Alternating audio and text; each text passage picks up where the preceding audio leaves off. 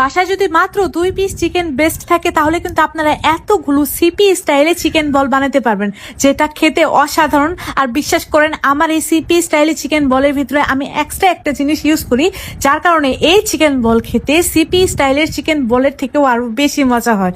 রেসিপিটা শিখে রাখুন, আপনাদের অনেক বেশি কাজে লাগবে। এখানে আমি 2 পিস চিকেন ব্রেস্ট নিয়ে নিয়েছি, আর এগুলোকে এখন ছোট ছোট করে কেটে নেব। তারপর একটা ব্লেন্ডারের জারের ভেতরে নিয়ে নেব।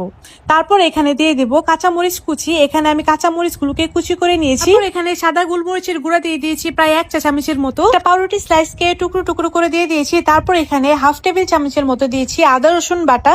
দিয়ে দিলাম একটা ডিমটা দিলে চিকেন বলটা কিন্তু সফট আর জুসি হবে, তাই দিয়ে দিয়েছি। যাই হোক, এখানে সবশেষে লবণ দিয়ে এখন এটাকে খুব ভালোভাবে ব্লেন্ড করে নিব। আমি সবকিছুকে খুব ভালোভাবে ব্লেন্ড করে নিয়েছি।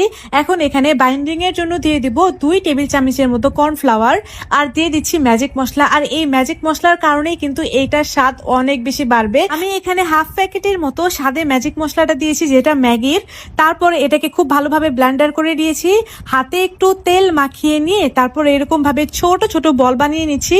আপনারা হয়তো বা স্ক্রিনে দেখে বুঝতেই পারতেছেন কাজটা আমি কিভাবে করতেছি। এরকম ছোট ছোট বল বানিয়ে নিলাম। চাইলে কিন্তু এরকম 2 হাত দিয়েও শেপটা দিয়ে দিতে পারেন। আর এই তো আমার সবগুলো কিন্তু চিকেন বল রেডি হয়ে গিয়েছে, মাশাআল্লাহ। এখন এগুলোকে সেদ্ধ করে নেব। তার জন্য আমি চুলায় পানি বসিয়ে দিয়েছিলাম। পানিটা যখনই বলক উঠতে আসবে তখনই এর ভিতরে চিকেন বলগুলোকে দিয়ে দিব। দিয়ে এগুলোকে সেদ্ধ করে নেব 4 থেকে 5 মিনিটের মতো। যখনই দেখবেন যে চিকেন বলগুলো একদম সেদ্ধ হয়ে উপরে ভেসে চলে এসেছে, তখনই কিন্তু এগুলোকে নামিয়ে নিতে হবে। এগুলোকে কিন্তু এত বেশি সেদ্ধ করা যাবে না, জাস্ট হালকা সেদ্ধ করে কিন্তু এগুলোকে নামিয়ে নিতে হবে। আমি এগুলোকে নামিয়ে ঠান্ডা করে নিয়েছি, আর একটা কেটে দেখাচ্ছি এটা কতটা পারফেক্ট সফট হয়েছে। আর এই সেদ্ধ অবস্থায় এই চিকেন বলগুলোকে আপনারা কিন্তু ডিপ ফ্রিজে সংরক্ষণ করতে পারবেন প্রায় 6 থেকে 7 মাসের মতো। এখন এই চিকেন বলগুলোকে আমি ভেজে নেব। চিকেন বলগুলোকে ভাজার জন্য এগুলোকে আমি শ্যালো ফ্রাই করে নিচ্ছি। সিপি স্টাইলে যেহেতু এটাকে হালকা করে ভাজে, তাই এটাকে আমি হালকা করেই ভেজে নিলাম। এই তো আমার চিকেন বলগুলো কিন্তু একদমই রেডি হয়ে গিয়েছে, আর এটা খেতে একদম অসাধারণ ছিল। আমরা দুজনে মিলে, মানে আমি আর আপনাদের ভাইয়া দুজনে মিলে সবগুলাই প্রায় শেষ করে ফেলছিলাম। এটা এতটা বেশি দুর্দান্ত লাগে।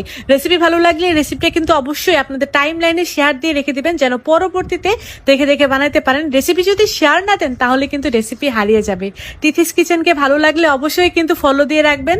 আজ তাহলে এই পর্যন্তই। আমি তাহলে খেতে খেতেই বিদায় নিই। দেখা হবে তাহলে পরবর্তী ভিডিওতে। সেই পর্যন্ত সবাই অনেক বেশি ভালো থাকবেন। আল্লাহ হাফেজ।